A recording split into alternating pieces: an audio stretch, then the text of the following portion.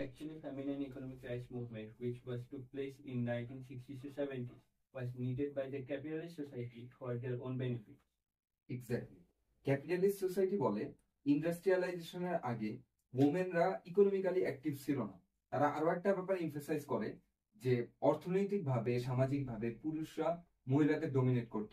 সমাজের কিছু সিনারিও এরকম ছিল যেটা এখনো বিদ্যমান, বাট অ্যাকচুয়াল সিনারিও এটা ছিল না। অ্যাকচুয়াল সিনারিও ছিল মহিলারা সরাসরি হাউস হোল্ডে প্রোডাক্ট উৎপাদনে, পণ্য উৎপাদনে ভূমিকা রাখতো, আর ওই পণ্যগুলো পুরুষরা মার্কেটে সেল করতো। তাহলে এখান থেকে এই ব্যাপারটা ক্লিয়ার যে মহিলারা ইন্ডাস্ট্রিয়ালাইজেশনের আগেও ইকোনমিতে ভূমিকা রাখতো।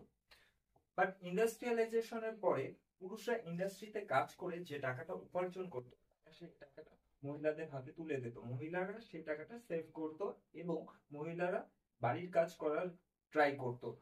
আমরা একটা রিসার্চের মাধ্যমে দেখতে পারি মহিলারা যে কাজ করতো তারা এই কাজের উপর জিডিপিতে রূপান্তর করলে মোট জিডিপির ৮৬% হয়, কিন্তু ক্যাপিটালিস্ট সোসাইটি এটা একসেপ্ট করতে চায় না।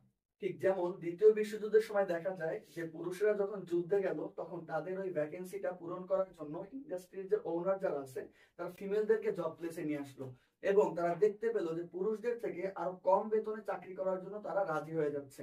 এরপরে যখন পুরুষেরা আবার ফিরে আসলো যুদ্ধ থেকে, তখন ফিমেলরা আবার বাসায় ফিরে গেল, কিন্তু ইন্ডাস্ট্রিয়ালিস্টরা বুঝতে পারলো যে আমি যদি ফিমেলদেরকে জব মার্কেটে নিয়ে আসতে পারি তাহলে এখানে একটা কম্পিটিশন সৃষ্টি হবে এবং ওয়ার্কাররা আরো কম স্যালারিতে আমার এখানে কাজ করার জন্য রাজি হবে, যেটা তার প্রফিটকে ডিরেক্ট ইনফ্লুয়েন্স করবে। এবং দেখা যাবে যে তার প্রোডাক্ট বাই করার জন্য কনজিউমারের সংখ্যা বাড়লো।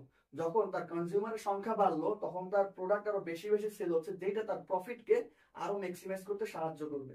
ঠিক এই জন্যই পোস্টার বা বিভিন্ন বেস্ট সেলিং বুক বা বিভিন্ন আর্টিকেলের মাধ্যমে ক্যাপিটালিস্ট সোসাইটি মহিলাদেরকে চিন্তা করতে বাধ্য করে যে তারা অ্যাকচুয়ালি ফ্যামিলিতে হ্যাপি না, তাদেরও পুরুষদের মতো ইন্ডাস্ট্রিতে কাজ করার অধিকার রয়েছে।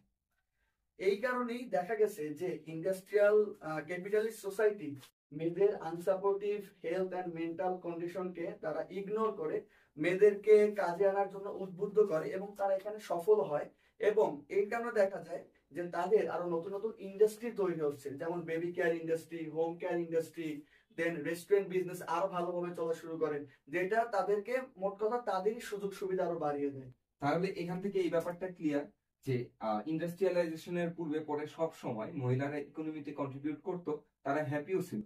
বাট ক্যাপিটালিস্ট সোসাইটি তাদের নিজেদের স্বার্থ রক্ষায়, নিজেদের স্বার্থ উদ্ধারের জন্য ওমেনদেরকে রাস্তায় নামে আনে এই দাবিতে যে তাদেরও সমাজে বা ইন্ডাস্ট্রিতে কাজ করার সমান অধিকার রয়েছে পুরুষদের মতো।